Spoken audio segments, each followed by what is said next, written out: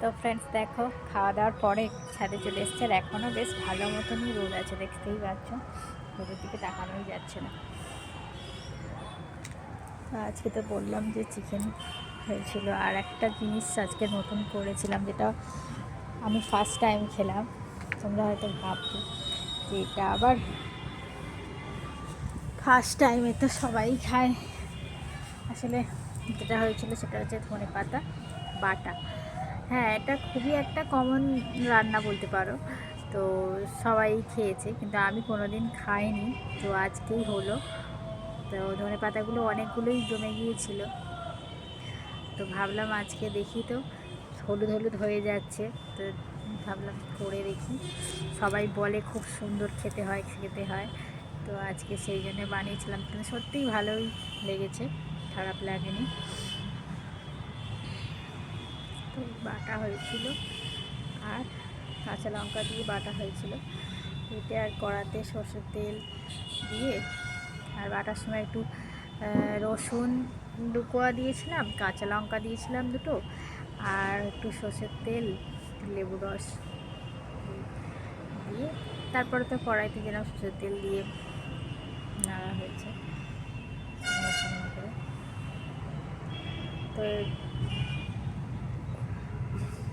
খাওয়া দাওয়ার পরে একটা বাসন ছিল, মেজে নিয়েছি। আজকে যেহেতু কাজের বউটা আসেনি, তো রাতে যেহেতু যাতে না অসুবিধা হয়। আর এখন রুটিগুলো এনে দিলাম।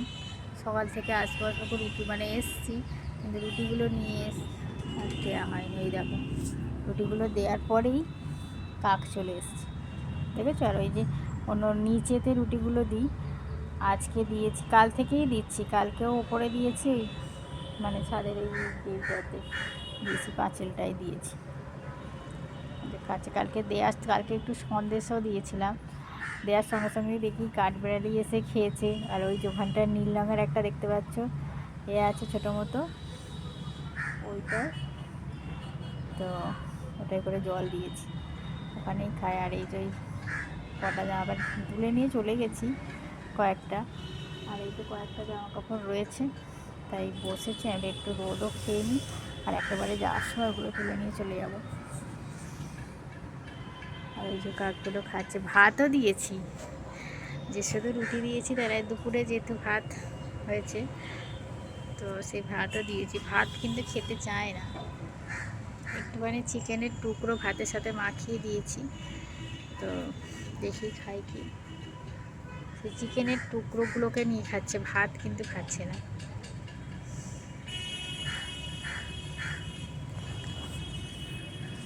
আর কাকগুলোর ভয়েতে পায়রাগুলো আসতে পারছে না।